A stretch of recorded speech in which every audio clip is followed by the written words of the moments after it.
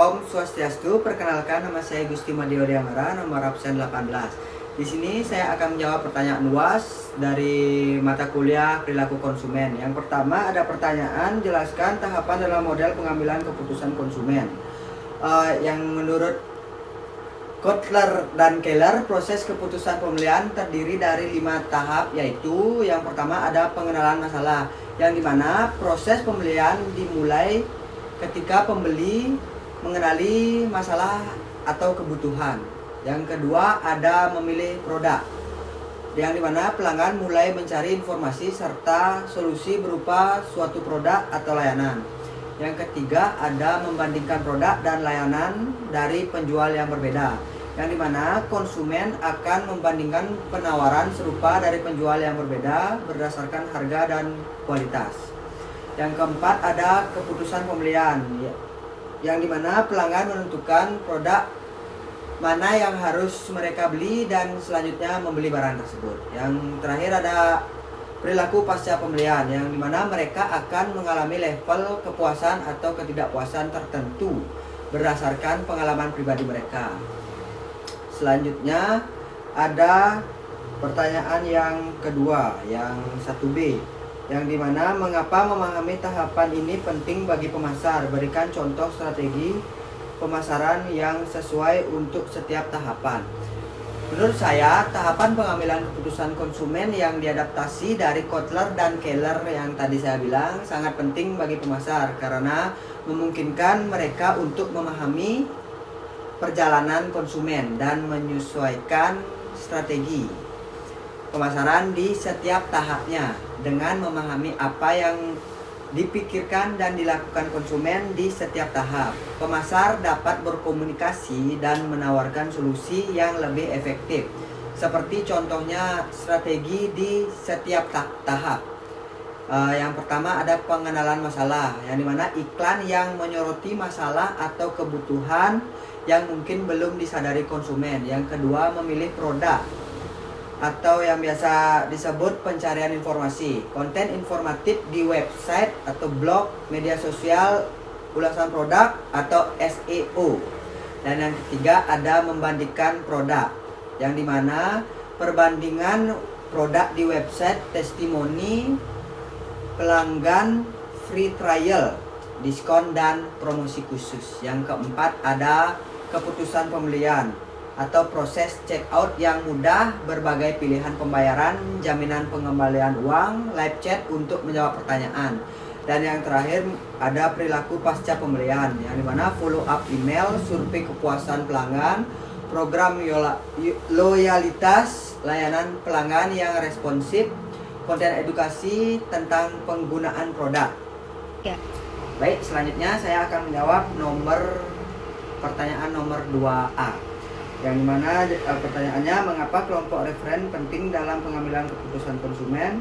Berikan contoh bagaimana opini kelompok referen dapat mempengaruhi preferensi konsumen. Kelompok referen sangat penting dalam pengambilan keputusan konsumen karena mereka berfungsi sebagai sumber informasi, norma, dan nilai yang mempengaruhi perilaku dan preferensi konsumen. Singkatnya, kita cenderung meniru atau mengikuti apa yang dilakukan atau dipikirkan yang disukai oleh orang-orang yang kita kagumi. Berikut beberapa alasan mengapa kelompok referen penting. Yang pertama ada sumber informasi, yang dimana kelompok referen seringkali menjadi sumber informasi yang dipercaya tentang produk dan jasa. Terus yang kedua ada norma dan nilai, yang dimana kelompok referen memberikan standar tentang bagaimana seharusnya kita bertindak atau berperilaku.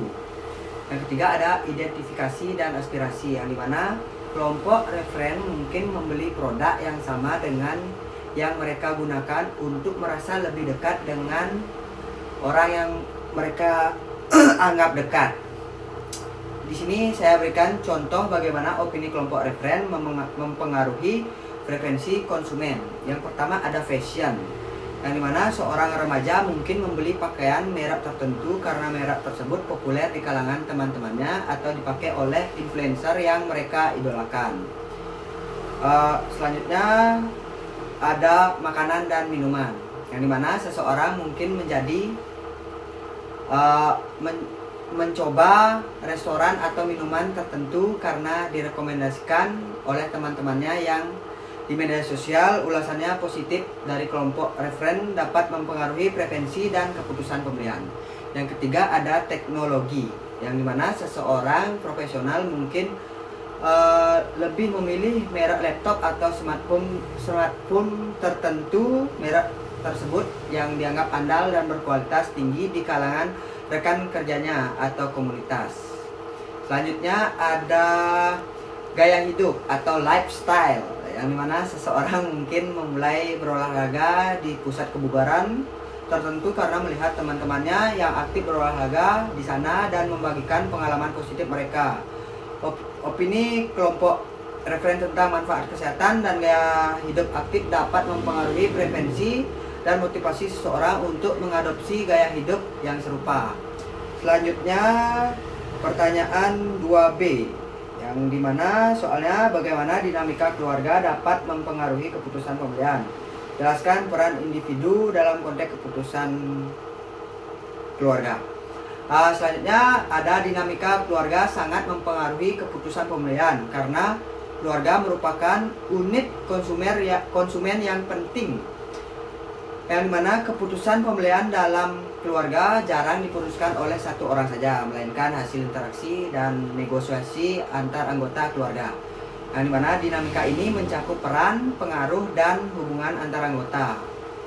Setiap anggota keluarga dapat memainkan peran yang berbeda dalam proses pembelian, seperti inisiator yang pertama yang menyadari kebutuhan, pemberi pengaruh, memberikan informasi atau opini. Ada juga pengambilan keputusan atau yang membuat keputusan akhir. Ada pembeli atau yang melakukan pembelian, dan pengguna yang memakai produk. Dan satu individu dapat memainkan beberapa peran sekaligus. Selanjutnya ada peran antar anggota keluarga yang bervariasi tergantung jenis produk, struktur keluarga, atau yang disebut inti besar atau single parent, yang dimana usia dan tahap kehidupan anggota keluarga serta kelas sosial dan budaya. Misalnya keputusan membeli mobil mungkin lebih mendominasi ke kepala keluarga, sementara keputusan membeli makanan atau sehari-hari lebih dipengaruhi oleh ibu dan anak-anak dalam konteks keputusan keluarga.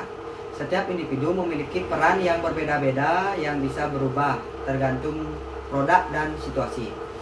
Yang interaksi dan komunitas antar anggota keluarga penting untuk mencapai keputusan bersama. Contohnya di dalam keputusan membeli televisi baru, anak-anak mungkin menjadi inisiator karena ingin layar yang lebih besar. Ayah menjadi pengambil keputusan karena mempertimbangkan anggaran dan fitur. Dan ibu menjadi pemberi pengaruh dengan opini besar, dan penempatan ayah atau ibu menjadi pembeli, dan seluruh anggota keluarga menjadi pengguna. Memahami dinamika keluarga dan peran masing-masing anggota penting bagi pemasar untuk menargetkan produk dan pesan pemasaran secara efektif. Nah, di sini saya akan menjawab pertanyaan nomor 3, yang dimana jelaskan konsep difusi inovasi dan bagaimana hal itu terkait dengan pengambilan keputusan konsumen. Nah, difusi inovasi menjelaskan bagaimana sebuah ide atau produk baru menyebar dan diadopsi oleh masyarakat dari waktu ke waktu. Di mana teori yang dipopulerkan oleh Everett Rogers ini menekankan proses komunikasi inovasi melalui saluran tertentu dalam jangka waktu tertentu di antara anggota sistem sosial. Di mana elemen kuncinya meliputi inovasi itu sendiri, yang dimana sesuatu yang dianggap baru. Ada juga komunikasi atau proses berbagi informasi, saluran atau media penyampaian pesan, waktu atau kecepatan adopsi, dan sistem sosial atau kelompok yang saling berinteraksi. Pengadopsi dikelompokkan menjadi inovator atau paling pertama mengadopsi, dan pengadopsi awal, pemimpin opini, mayoritas awal atau mengadopsi sebelum rata-rata, mayoritas akhir, mengadopsi setelah mayoritas, dan laggard atau terakhir mengadopsi. Proses adopsi biasa melalui tahap kesadaran, ketertarikan, evaluasi, percobaan, dan adopsi. Difusi inovasi sangat erat kaitannya dengan pengambilan keputusan konsumen karena menjelaskan bagaimana konsumen menerima dan mengadopsi produk baru. Pemahaman tentang difusi inovasi membantu pemasar dalam merancang strategi yang tepat untuk setiap tahap adopsi, misalnya menciptakan kesadaran di tahap awal atau memberikan informasi detail di tahap evaluasi. Selain itu, pemasar dapat menentukan target pasar potensial berdasarkan kategori pengadopsi, memprediksi keberhasilan produk dengan menganalisis faktor-faktor yang mempengaruhi adopsi dan mengembangkan strategi pemasaran yang lebih efektif, termasuk pengembangan produk, komunikasi, dan promosi yang tepat sasaran. Singkatnya, difusi inovasi ini memberikan kerangka kerja penting bagi pemasar untuk memahami dan mempengaruhi adopsi produk baru oleh konsumen. Selanjutnya, pertanyaan 3B, yang dimana apa peran pemasaran dalam mempercepat proses difusi inovasi. Nah, pemasaran memegang peranan penting dalam mempercepat proses difusi inovasi, yaitu penyebaran dan adopsi ide atau produk baru di masyarakat. Pemasaran bertugas menjembatani inovasi dengan target pasar melalui berbagai cara. Yang pertama, ada pemasaran meningkatkan kesadaran tentang inovasi melalui kampanye yang efektif. Misalnya iklan, publisitas, dan media sosial. Hal ini penting agar konsumen tahu tentang keberadaan inovasi tersebut. Yang kedua, ada pemasaran mengkomunikasikan manfaat inovasi secara jelas dan meyakinkan, menjelaskan keunggulan dan cara penggunaan dan bagaimana inovasi tersebut memecahkan masalah konsumen. Yang ketiga, ada pemasaran membangun minat dan ketertarikan dengan konten yang relevan dan menarik, mendorong konsumen mencari informasi lebih lanjut. Selanjutnya, yang keempat, pemasaran memfasilitasi evaluasi dan percobaan. Misalnya dengan menyediakan sampel gratis, demonstrasi atau uji coba, sehingga konsumen dapat merasakan langsung manfaat inovasi. Selanjutnya, yang kelima, ada pemasaran mendorong adopsi melalui promosi, diskon, program loyalitas, dan testimoni. Yang terakhir, pemasaran membangun komunitas di sekitar inovasi, menciptakan rasa memiliki dan dukungan di antara pengadopsi awal yang dapat mempengaruhi orang lain untuk mengadopsi. Dengan demikian, pemasaran berperan aktif dalam mengkomunikasikan nilai inovasi, membangun minat, memfasilitasi, dan mendorong adopsi sehingga mempercepat penyebaran inovasi dan pasar. Selanjutnya saya akan menjawab pertanyaan nomor 4, yang dimana jelaskan hubungan antara persepsi konsumen dan proses pembelajaran.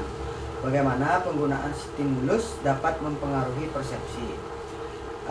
Menurut saya, persepsi konsumen dan proses pembelajaran memiliki hubungan yang erat dan saling mempengaruhi.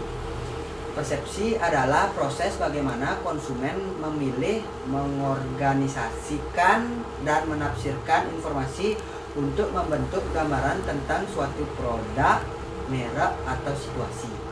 Sementara itu, pembelajaran adalah proses di mana konsumen memperoleh pengetahuan dan pengalaman yang memengaruhi perilaku mereka di masa mendatang. Persepsi memengaruhi pembelajaran karena apa yang dipersepsikan konsumen akan menentukan bagaimana mereka memproses dan menyimpan informasi baru.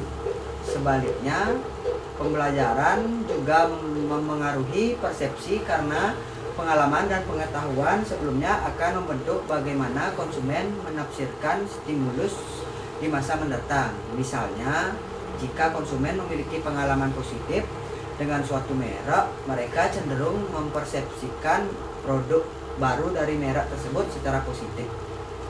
Selanjutnya, penggunaan stimulus yaitu rangsangan yang dapat ditangkap oleh indera dapat secara signifikan mempengaruhi persepsi konsumen.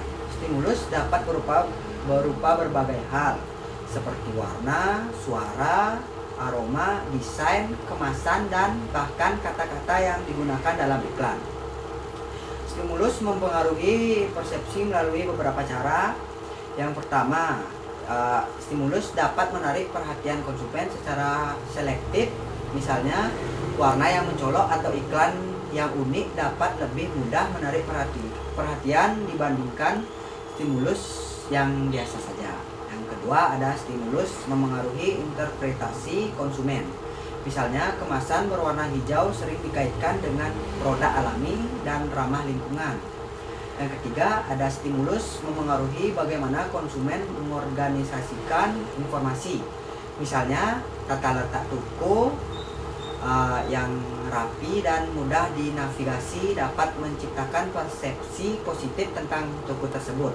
Singkatnya, persepsi dan pembelajaran saling terkait dan penggunaan stimulus yang tepat dapat mempengaruhi persepsi konsumen secara signifikan. Selanjutnya, saya akan menjawab pertanyaan yang 4B, yang dimana sebagai seorang pemasar, bagaimana Anda akan merancang kampanye untuk memaksimalkan pembelajaran konsumen tentang produk baru? Menurut saya, sebagai pemasar, saya akan merancang kampanye untuk memaksimalkan pembelajaran konsumen tentang produk baru dengan beberapa langkah strategis. Yang pertama, kampanye harus dimulai dengan membangun kesadaran melalui saluran yang tepat di mana target audiens berada, misalnya media sosial, iklan daring, atau media cetak.